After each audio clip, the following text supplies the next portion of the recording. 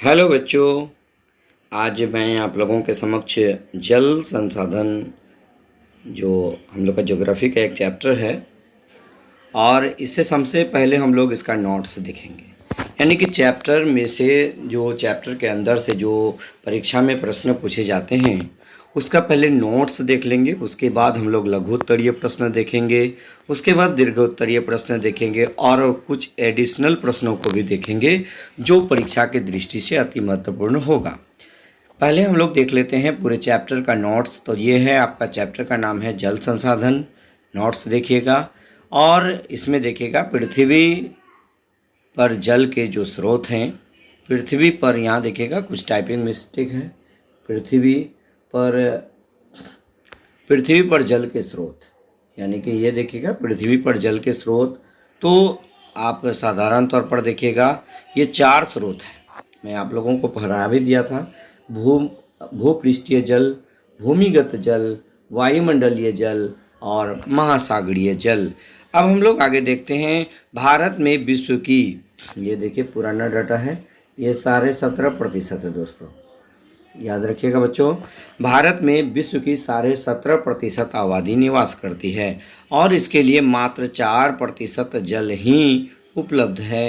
ये बात आप याद रखिएगा। भारत में अगला पॉइंट देखिएगा, भारत में कुल भूपृष्ठीय जल का 2/3 भाग देश की 3 बड़ी नदियों, ये सिंधु, गंगा और ब्रह्मपुत्र में प्रवाहित होती है। अगला पॉइंट में हम लोग देखते हैं ब्रह्मपुत्र एवं गंगा विश्व की 10 बड़ी नदियों में से है। इन नदियों को विश्व की बड़ी नदियों में क्रमशः 8वां और 10वां स्थान प्राप्त है। आपको पता होगा कि दुनिया की सबसे बड़ी नदी का नाम अमेजन है और दुनिया की सबसे लंबी नदी का नाम नील नदी है, जिसकी लंबाई 6690 किलोमीटर पाई जाती है, या 6690 किलोमीटर है। वहीं पर गंगा नदी की लंबाई 2525 किलोमीटर और ब्रह्मपुत्र नदी की लंबाई 2900 किलोमीटर है। उसके बाद देखिएगा अगला पॉइंट में प्राणियों में 65% तथा पौधों में 65 से 99% जल का अंश विद्यमान रहता है। अगला पॉइंट में देखिएगा स्वीडन के एक विशेषज्ञ फाल्कन मार्क के अनुसार प्रत्येक व्यक्ति को प्रतिदिन 1000 घन लीटर जल की आवश्यकता है। इससे कम जल उपलब्धता जल संकट है। नेक्स्ट देखिएगा वर्तमान समय में भारत में कुल विद्युत का लगभग 22% भाग जल विद्युत से प्राप्त होता है। आपको ये क्वेश्चन पूछा जा सकता है कि वर्तमान समय में भारत में कुल जल विद्युत का कितना प्रतिशत भाग जल विद्युत से प्राप्त होता है। तो राइट आंसर होगा 22%। उसके बाद अगला पॉइंट में देखिएगा पृथ्वी की 3/4 भाग जल से ढका है, जिसमें अधिकांश जल लवणीय होता है। उसके बाद अगला पॉइंट में देखिएगा जल की उपस्थिति के कारण ही पृथ्वी को नीला ग्रह कहा जाता है। ऑब्जेक्टिव में आपको पूछा जा सकता है कि किसकी उपस्थिति के कारण पृथ्वी को नीला ग्रह कहा जाता है। तो जल की उपस्थिति के कारण किस ग्रह को नीला ग्रह कहा जाता है, ये भी क्वेश्चन पूछा जा सकता है। तो पृथ्वी को नीला ग्रह कहा जाता है।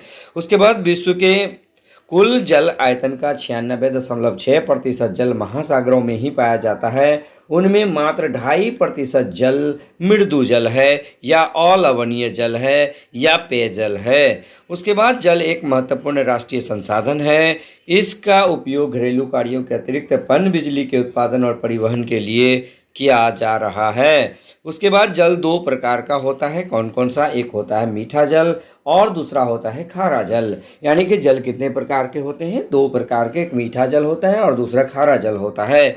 उसके बाद नदी एवं तालाब का जल मीठा होता है, साथ ही वर्षा का जल भी मीठा होता है जो पीने के योग्य है, जबकि समुद्र का जल खारा होता है। याद रखिएगा समुद्र का जल कैसा होता है? खारा होता है। दक्षिणी गोलार्ध को जल गोलार्ध एवं उत्तरी गोलार्ध को स्थल गोलार्ध कहा जाता है। अब देखिएगा पृथ्वी पर जल के स्रोत कौन कौन? भूपृष्ठीय, भूमिगत, वायुमंडलीय और महासागरीय, यानी महासागरीय जल। मीठे जल की सबसे बड़ी झील का नाम सुपीरियर झील और सबसे गहरी झील का नाम बैकाल झील है, जबकि सबसे ऊंची नौकागम्य झील के बारे में यदि बात की जाए तो ये अब देखिएगा बहुउद्देशीय नदी घाटी परियोजनाओं में मुख्यतः सिंचाई की सुविधा प्राप्त हुई है और जल विद्युत उत्पादन किया जा रहा है। मत्स्योद्योग का विकास देश के जलाशयों में किया जाता है, साथ ही तटीय भाग में सटे समुद्रों में भी किया जाता है। झील, तालाब एवं अन्य जलाशय देश के विभिन्न भागों में है, उनका जल भी उपयोग में लाया जाता है। तालाबों की अधिक संख्या दक्षिण भारत में है, यानी कि पठारी भाग में है। ग्लेशियर गर्मी में पिघलकर नदियों को जल प्रदान करते हैं। भारत में इसका क्षेत्र उच्च हिमालय है। हिमालय की चोटियाँ हिमाच्छादित है और वे पिघलकर नदियों को जल पूरित कर सकती है। भारत में कई बहुउद्देशीय नदी घाटी परियोजनाएं हैं, जैसे दामोदर घाटी परियोजना, भाखड़ा नंगल परियोजना, हीराकुंड परियोजना, कोसी परियोजना, चंबल घाटी परियोजना, तुंगभद्रा परियोजना, नागार्जुन सागर परियोजना, नर्मदा घाटी परियोजना, इंदिरा गांधी परियोजना तथा सोन परियोजना, ये सभी नदी घाटी परियोजना है। अब हम लोग यहाँ पर देख लेते हैं, सतलज नदी पर एशिया का सबसे ऊंचा और विश्व का दूसरा सर्वोच्च परियोजना भाखड़ा नंगल परियोजना है, लेकिन वर्तमान समय के हिसाब से ये बिल्कुल गलत है। भारत की सबसे ऊंची नदी घाटी परियोजना टिहरी परियोजना है, याद रखिएगा। ये कौन सी परियोजना है?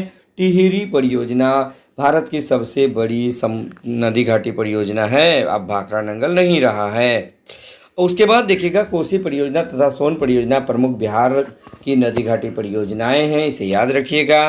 स्वीडन के एक विशेषज्ञ फाल्कन मार्क के अनुसार प्रत्येक व्यक्ति को प्रतिदिन 1000 घन लीटर की जल की आवश्यकता होती है। इससे कम जल उपलब्धता जल संकट है।